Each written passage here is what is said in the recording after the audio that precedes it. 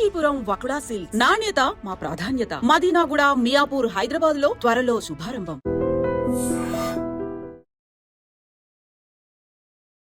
Hi hello నమస్తే, welcome back to dream media. ఈరోజు మనతో ఉన్నారు యాంపీ సర్టిఫైడ్ మ్యూచువల్ ఫండ్ డిస్ట్రిబ్యూటర్ అయిన శ్రీనివాస్ రెడ్డి గారు.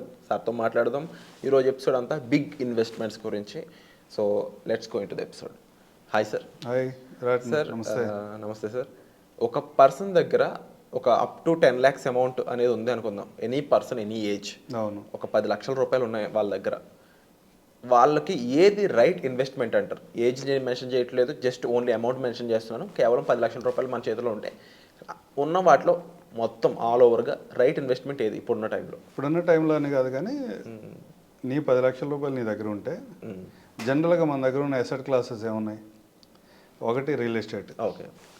2 గోల్డ్, 3 ఈక్విటీ. దాంట్లోనే స్టాక్స్ రావచ్చు, మ్యూచువల్ ఫండ్ రావచ్చు. సహజంగా జనరల్గా మనకున్న అసెట్ క్లాసెస్. రియల్ ఎస్టేట్లో నీ 10 లక్షలతో ఏమన్నా ప్రాపర్టీ వస్తే ఇప్పుడు బై చేసుకుంటే లాంగ్ టర్మ్లో రిటర్న్స్ అయితే గ్యారంటీగా వస్తాయి. కానీ ఎంత వస్తాయి అనేది నువ్వు ఎక్కడ ఇన్వెస్ట్ చేసావు, నువ్వు ఎప్పుడు దాన్ని సేల్ చేసుకోగలుగుతున్నావు అన్నదాన్ని మ్యాటర్. నువ్వు ఏ టైంలో ఇన్వెస్ట్ చేసావు, ఎక్కడ ఏ ప్లేస్లో ఇన్వెస్ట్ చేసావు, అక్కడ చుట్టుపక్కల గ్రోత్ ఏముంది, దీన్ని ఆధారంగా మాత్రమే రిటర్న్స్ వస్తాయి. ఒక ఆప్షన్. రెండోది గోల్డ్.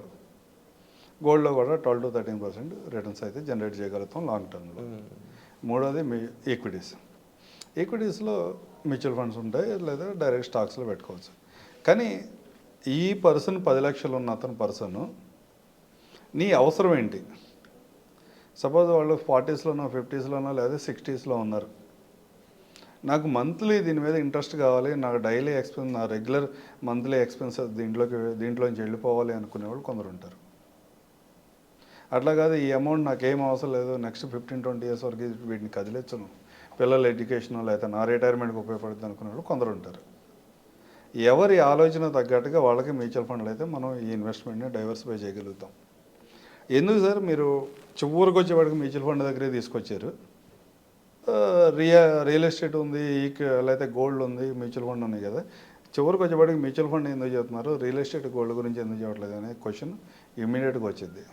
డైవర్సిఫికేషన్ గురించి మాట్లాడుతున్నారు, చివరికి వచ్చేవాడికి మ్యూచువల్ ఫండ్ గురించే మాట్లాడుతున్నారు అని. నువ్వు ఎన్ని మాట్లాడుకున్నా మీ అసెట్ క్లాస్లో గోల్డ్, రియల్ ఎస్టేట్ ఎప్పుడూ ఉంటుంది మీ నెట్వర్త్లో. నేను సహజంగా వచ్చే ఊర్లో మీకుండే పొలాలు కానీ, ఫ్లాట్లు కానీ, ఇళ్ళ స్థలాలు కానీ రియల్ ఎస్టేట్కి వస్తాయి. సహజంగా వారసత్వంగా వచ్చాయో లేకపోతే మనం రెగ్యులర్గా బై చేసే గోల్డ్ అనేది మీ అసెట్ క్లాస్లో 100% ఉంటుంది. మీకు ఉండదు ఏంటి? ఈక్విటీనే. ప్లస్ ఆ రెండు ఇన్స్ట్రుమెంట్స్లో కూడా లిక్విడిటీ, అంటే గోల్డ్లో కొంత కంఫర్ట్గానే ఉన్నా కానీ రియల్ ఎస్టేట్లో అంత లిక్విడిటీ కంఫర్ట్ ఏమి ఉండవు. మూడో asset class mutual fund. Mutual ఫండ్లో ఇన్వెస్ట్ చేసావనుకో, సపోజ్ వాళ్ళకి మంత్లీ ఇన్వెస్ట్మెంట్గా మంత్లీ రిటర్న్స్ కావాలి. ఒక 10 లక్షలు ఇన్వెస్ట్ చేశారు. నేను ఈరోజు మంత్లీ ఒక 7,000 మంత్లీ విత్డ్రా చేసుకుంటా. అంటే ఈ ఫండ్లో కూడా నేను 12% రిటర్న్స్ ఎక్స్పెక్ట్ చేస్తున్నా. మంత్లీ ఒక 8.4%, అంటే ఇవాళ ఉన్న బ్యాంక్ ఇంట్రెస్ట్తో పోల్చుకున్నా కానీ 1.5% ఎక్కువ రిటర్న్ మంత్లీ విత్డ్రా చేసిన తర్వాత కూడా నీ ప్రిన్సిపల్ ఇంక్రీజ్ అవుతూ ఉంటుంది ఓవర్ ద పీరియడ్. వాలటైలిటీ ఉండదా అంటే ఈక్విటీ మార్కెట్స్లో వాలటైలిటీ, మ్యూచువల్ ఫండ్లో ఏ ఫండ్లో తీసుకున్నా కూడా ఎంతో కొంత వాలటైలిటీ రిస్క్ అనేది ఉంటుంది. కానీ కొంచెం కన్జర్వేటివ్గా రిస్క్ తక్కువ ఉన్న ఫండ్స్ కన్నా మనం సెలెక్ట్ చేసి పెడితే నీ మంత్లీ నీడ్స్ అయితే ఫుల్ఫిల్ అవుతాయి. ఫుల్ఫిల్ అవటమే కాదు, లాంగ్ టర్మ్ ఒక 40 years అతను నాకు మంత్లీ ఇన్వెస్ట్మెంట్ రిటర్న్స్ కావాలి అని కనుక మ్యూచువల్ ఫండ్లో ఇలాంటి ఒక అమౌంట్ ఇన్వెస్ట్ చేస్తే ఎవ్రీ 5 yearsకి ఒకసారి నీ మంత్లీ విడ్రాల్ ఇంక్రీజ్ చేసుకుంటా వెళ్ళు. సపోజ్ నేను క్యాల్కులేట్ చేసే క్యాల్కులేట్ విధానం అయితే 8.4 lakh దగ్గర అయితే ఒక ఫస్ట్ 5 years 7,000 తీసుకో, సెకండ్ 5 years 8,400 తీసుకో, థర్డ్ 5 years దగ్గర 10,500, తర్వాత 12,000, తర్వాత 15,000, 16,000, ఇట్లా ఎవ్రీ 5 yearsకి నీ రిటర్న్స్ విడ్రాల్స్ని కూడా ఇంక్రీజ్ చేసుకుంటూ వెళ్ళు. విడ్రా ఇంక్రీజ్ చేసుకుంటూ వెళ్ళినా కానీ నీ నీడ్కి ఫుల్ఫిల్ అవుతుంది. నీ ఏదైతే ప్రిన్సిపల్ ఇన్వెస్ట్మెంట్ చేసావో అక్కడ ఇనీషియల్ స్టేజ్లో ఆ 10 లక్షల రూపాయలు కూడా ఇంక్రీజ్ అవుతూ ఉంటుంది. అట్లా కాదు, ఏమీ నాకు అవసరం లేదు, ఇనీషియల్ స్టేజ్లో నాకేం అవసరం లేదు అనుకున్న వాళ్ళు మ్యూచువల్ ఫండ్లో డైవర్సిఫైడ్ లాంగ్ టర్మ్ అని అనుకుంటే ఒక మల్టీ క్యాప్లోనో ఫ్లెక్సీ క్యాప్లోనో అలాంటి వాటిలో ఇన్వెస్ట్ చేసుకుంటూ వెళ్తే మధ్యలో ఎప్పుడైనా ఒక 5-6 సంవత్సరాల తర్వాత నువ్వు ఏదైనా ఇల్లు కొందాం అనుకున్నావు, ఓన్లీ మ్యూచువల్ ఫండ్తోనే జీవితం అయిపోదు. రకరకాల స్టేజెస్లో రకరకాల గోల్స్ ఉంటాయి. వాటన్నిటిని ఫుల్ఫిల్ చేసుకోవడానికి ప్రతి ఒక్కళ్ళు ట్రై చేస్తూ ఉంటారు. ఒక 5 years తర్వాత ఏదైనా మంచి ఫ్లాట్ ఉంది, అపార్ట్మెంట్ బై చేద్దాం అనుకున్నావు, నీ డౌన్ పేమెంట్కి ఉపయోగపడుతుంది. నువ్వు ఏ రోజు ప్లాన్ చేసుకుంటే ఆ రోజు మ్యూచువల్ ఫండ్లోంచి విత్డ్రా చేసుకుని అక్కడ ఇమీడియట్గా 3 working daysలో విత్డ్రా చేసుకుని అక్కడ పే చేసుకునే వెసులుబాటు మ్యూచువల్ ఫండ్లో ఉంటుంది. సహజంగా నేను ఎక్స్పెక్ట్ చేసేది అయితే నీ 10 lakhs ఇన్వెస్ట్మెంట్ నెక్స్ట్ 5 yearsలో 19 lakhs అవుతుంది అనుకుంటున్నా. ఏదైనా ఆ రోజు కండిషన్లో మార్కెట్ కండిషన్ బాగోతే కొంచెం తక్కువ అవ్వచ్చు, మార్కెట్ కండిషన్ బాగుంటే ఇంకొంచెం ఎక్కువ అవ్వచ్చు. అవును, నీ అవసరం అయితే తీరిద్ది కదా అక్కడ. లేదు ఒక 10-15 years నేను ఏదో ముట్టుకోలే, ఆ రోజు నేను ఇల్లు పర్చేజ్ చేద్దాం అనుకుంటున్నా, ఎస్డబ్ల్యూపీ ప్లాన్ చేసుకో.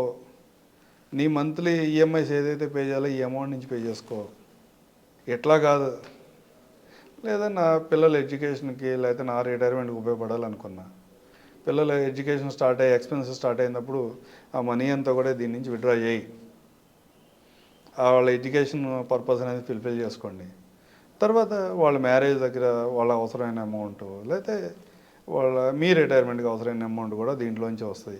ఈ 10 లక్షలకైనా ఒక 1000 రూపాయలు ఎస్ఐపి, ఒక 500 రూపాయలు టాప్అప్ చేసుకుంటూ వెళ్తే మీ ఎడ్యుకేషన్ నీడ్ కంప్లీట్ అవుతుంది, పిల్లల ఎడ్యుకేషన్ నీడ్ కంప్లీట్ చేసుకోవచ్చు, మీ రిటైర్మెంట్ సొల్యూషన్ దొరుకుతుంది.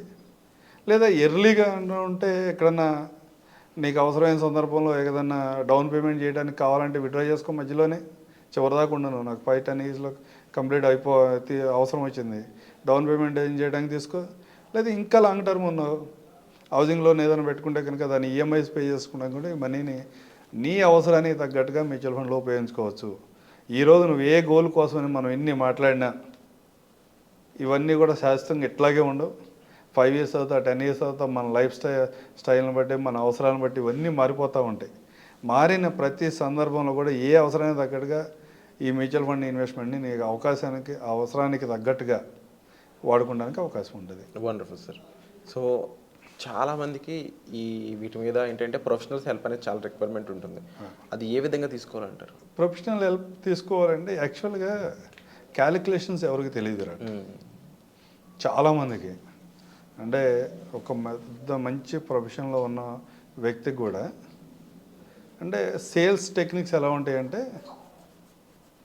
నా ప్రోడక్ట్ని సెల్ చేయడానికి నేను ఒక సేల్స్ స్టోరీ చేసుకుంటా, వేరే ప్రోడక్ట్ని సెల్ చేయడానికి కూడా అట్లాగే ప్రతి ప్రోడక్ట్కి ఒక సేల్స్ స్టోరీ ఉంటుంది.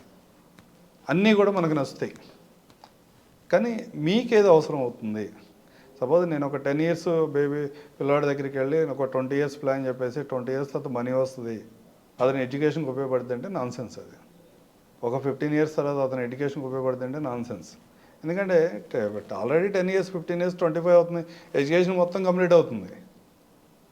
అలాంటి ప్లస్ కొన్ని సందర్భాల్లో ఎట్లా ఉంటుందంటే నెలకు సంవత్సరంకి 1 లక్ష రూపాయలు పే చేయండి, ఒక 12 సంవత్సరాలు పే చేయండి. డే 1 నుంచే మీరు ఫస్ట్ 1 లక్ష రూపాయలు పే చేసిన కాడి నుంచే మీకు రిటర్న్స్ పే బ్యాక్ చేస్తామన్న కొన్ని స్కీమ్స్ ఉంటాయి. దాంట్లో రకరకాల ఆప్షన్స్లో ఉంటాయి. అట్లాంటివి వినటానికి చాలా బాగుంటాయి. అరే మనం ఒక 1 lakh ఇన్వెస్ట్ చేస్తే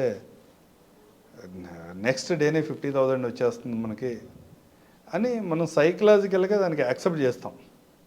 కానీ ఇన్వెస్ట్మెంట్ క్యాలిక్యులేషన్ చేసేటప్పుడు ఎప్పుడు కూడా మీరు 1 lakh అవతలకి ఇస్తున్నారు, మీకు 50,000 వెనక్కి వస్తుందంటే మీరు ఆ ఇయర్లో 50,000 మాత్రమే ఇన్వెస్ట్మెంట్ చేశారు అని క్యాలిక్యులేషన్ చేసుకుని కనుక మీ ఐఆర్ఆర్ క్యాలిక్యులేషన్ చేసుకుంటే మీకు రిటర్న్స్ ఫైనల్గా రిటర్న్స్ ఎంత వస్తున్నాయో మీరు తెలుసుకోగలిగితే మాలాంటి వాళ్ళ హెల్ప్ ఎవరు అవసరం లేదు.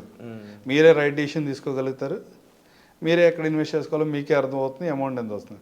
అట్లా కాదు, ఇవన్నీ కూడా మనకు పూర్తిగా అర్థం కావట్లేదు అనుకున్నప్పుడు మాత్రం ఎవరైనా ఒక మంచి అడ్వైజర్ ద్వారా సలహా తీసుకోండి. బేసిక్గా ముందు ఏదైనా కాన్సెప్ట్ విన్నప్పుడు ఆ కాన్సెప్ట్కి టెంప్ట్ అవ్వకుండా ప్రాపర్గా బ్యాక్ ఎండ్లో టెస్టింగ్, బ్యాక్ ఎండ్ క్యాలిక్యులేషన్ ప్రాపర్గా చేసుకున్న తర్వాతే మీ ఇన్వెస్ట్మెంట్ జర్నీ స్టార్ట్ చేయండి. అది మ్యూచువల్ ఫండ్ కావచ్చు, ఇన్సూరెన్స్ కావచ్చు, ఇంకో ప్లాన్ కావచ్చు, ఏ ప్లాన్లో అయినా సరే బ్యాక్ ఎండ్ క్యాలిక్యులేషన్ మీ అంతటా మీరు చేసుకోగలగాలి. చేసుకోలేనప్పుడు ఎవరైనా ప్రాపర్ అడ్వైజర్తో కనెక్ట్ అయ్యి అతనితో మాట్లాడాను, వాటి గురించి తెలుసుకోండి. Wonderful sir, and thank you so much for the important information sir. ఇక విన్నారు కదండి, మీరైతే సరైన సలహాలు సూచనల కొరకు అండ్ రైట్ గైడెన్స్ కొరకు మీరు సార్ని సంప్రదించవచ్చు. అండ్ పర్సనల్ అపాయింట్మెంట్స్ ద్వారా సార్ మీకు ఎల్లప్పుడూ కూడా అందుబాటులో ఉంటారు. సో వచ్చే ఎపిసోడ్లో మళ్ళీ కలుద్దాం. Thank you so much. Thank you right.